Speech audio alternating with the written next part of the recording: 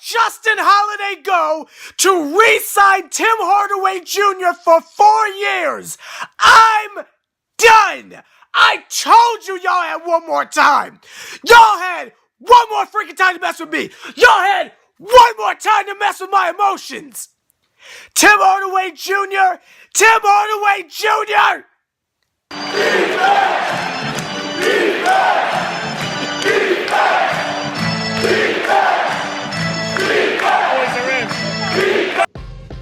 Wow. KnicksFanTV back again. C Black here, the NYC Jedi on the other side. And you just heard from an angry Knicks fan. That was Sever the Bond, YouTube, one of those YouTubers. And again, an angry Knicks fan because once again, the Knicks take us on another roller coaster, man. But let me say, this is what KnicksFanTV is all about, man. This is what KnicksFanTV is all about. It's a channel for the fans, by the fans, to hear our opinions, hear our rants, hear our feelings about the orange and blue. Why? Because the Knicks always give you the worst, the most controversial, the weirdest type of maneuvers, the weirdest off-season transactions. It just never stops. It's a gift that keeps on giving. You know, the Knicks are the Lob City of controversy. And that's what KnicksFanTV is all about, man. It's just understanding, letting our feelings out, letting our opinions out, having fun with it, and engaging in a good dialogue. So, with that being said, let's kick it off. Obviously, the news of this week, to close out the week, is that the Knicks just gave signed Tim Hardaway Jr. to a 4-year, $71 million offer sheet. And when I first heard the news offer sheet, you knew the Hawks were not matching that offer sheet. So as soon as we got that news, it was like, welcome to the team, Tim Hardaway Jr. And when I first heard the news, I said, okay, well, the deal sounds kind of crazy. But on the other hand, I thought that Timmy caught a raw deal. I thought Phil gave up on him way too quickly and shipped him out of here. He had a chance to go to Atlanta, play under a real coach, under a real system, and go to an environment that's actually good. So on one side, I'm glad that he left the cesspool for a little bit, matured, improved his game offensively and defensively, got his jumper back, and came back to the orange and blue. But again, the deal is a bit questionable. So Jedi, I'll swing it over to you. Did we overpay for Tim Hardaway Jr.? I'm going to have to say it remains to be seen. With all the money that's being slammed around in the NBA, am I shocked at the deal that Timmy Hardaway got? I don't know if shock's the word. I guess surprised a bit. Why don't you just keep Justin Holiday? Justin Holiday got a 2-year deal at $9 million, 4.5 per, compared to Timmy Hardaway's 17 per. I mean, that's a good chunk of money right there. Again, why do we let Justin Holiday walk for $9 million? This is the shock and awe for me. I'm more shocked at why we brought Tim Hardaway in for that amount of money, because we could have had a similar player in Justin Holiday for $9 million over 2, and he was on the team already. And to let him go to Chicago just doesn't make sense to me. Like, yes, okay, Tim Hardaway's a quality player. I get you bring him in. He's about to enter his prime. He looks like he played well with Kristaps.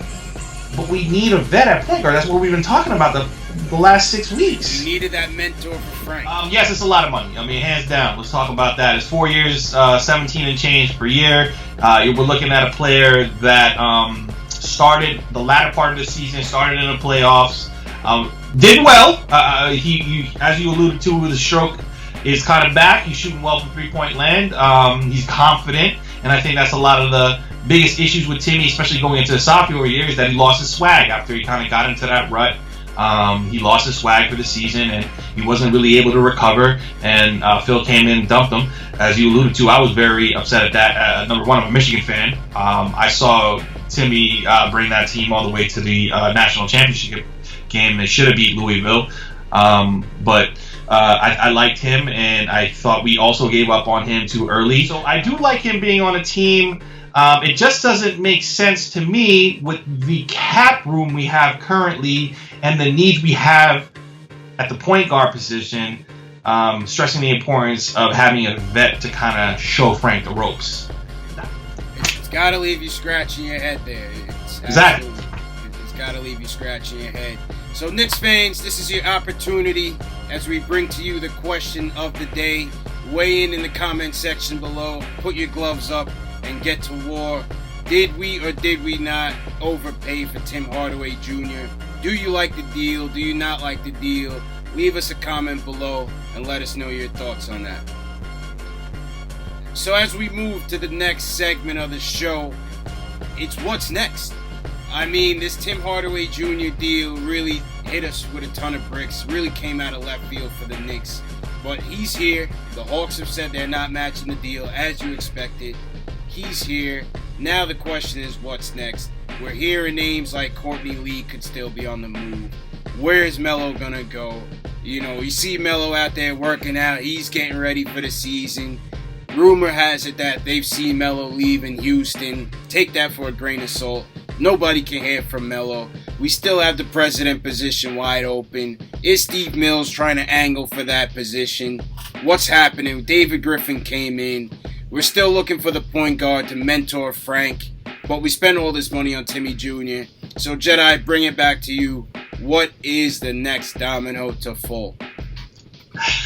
We can't.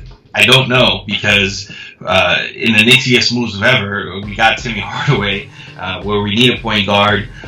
We still have Courtney Lee on board, and we've got this elephant in the room named Carmelo Anthony. I'm going to rewind a little bit. Going to the Tim Hardaway deal, that's a lot of money. That's $71 million over 4 years. That's a big decision to make within the organization, especially when your cap room already for the season is not in the best position. But is that the first move you make? I'm confused. Like, is Steve Mills who made this decision? This is really my ultimate question. Steve Mills, from what he said and what he's kind of alluded to thus far, have indicated that if someone said, hey, Timmy Hardaway is available for $71 million, that based on evidence I've already heard, that Steve Mills would be like, no, because of the money situation, because we have Courtney Lee still in the fold at $11 million per year. I mean, you got to take a look at it right now as it stands.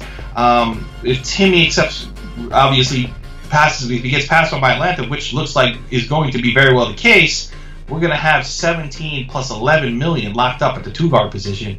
So I'm puzzled once again why we would give Timmy Hardaway that type of deal when we have a serviceable starting two guard with no traction on a trade. I'm assuming they made that offer sheet because somewhere in the back there's a team who's ready to come in on 0 hour and said, listen, we'll take Courtney Lee off your hands as soon as Timmy Hardaway is signed officially. Secondly, what's going on with Carmelo Anthony? I believe it was Ian Begley, correct me if I'm mistaken, said earlier today that he's pretty positive that Carmelo would not be a Knick come 17-18 season. So that's the elephant in the room that stands at this point. I don't hear any traction going on with that. Obviously, Houston is really unable to give us the type of assets we'd like in return for Carmelo Anthony. Cleveland obviously has no assets to give us in return for Carmelo Anthony. So that's still a situation that's developing, and you know it's got to be taken care of because we're getting down to 0 hour here at this point. No doubt about it, and you made a good point. You know, you have to think that James Dolan gave Steve Mills a green light on this Timmy Hardaway deal. So you have to think that no matter who they bring in at the GM, Steve Mills is still going to keep his job here. So we'll see what happens, man. It seems like there's a little Game of Thrones going on at the Garden right now, and Steve Mills is gunning for that Iron Throne. So we'll see what happens, and keep it locked and stay tuned, Knicks fans. Now for some KnicksFanTV quick hits. It was announced today that the Knicks had waived Marshall Plumlee, the undrafted free agent out of Duke, who the Knicks had signed last year.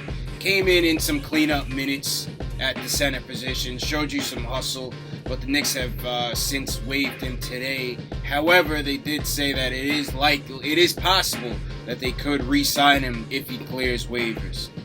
In another note, Damian Dotson, the Knicks second-round pick out of the University of Houston, showed some flashes in Summer League at the two-guard position, so he could show some promise come into camp. And we've heard that the Knicks are currently talking about bringing him in on some sort of deal. So we'll keep it locked on that and stay tuned. Jedi, what do you think about this kid Dotson? With the signing of Timmy Hardaway, with the Courtney Lee logjam, and with Dotson showing some promise, albeit Summer League, we kind of have to take that with a grain of salt. What do you think about this kid's game and his potential for this team? Oh, he's a beast.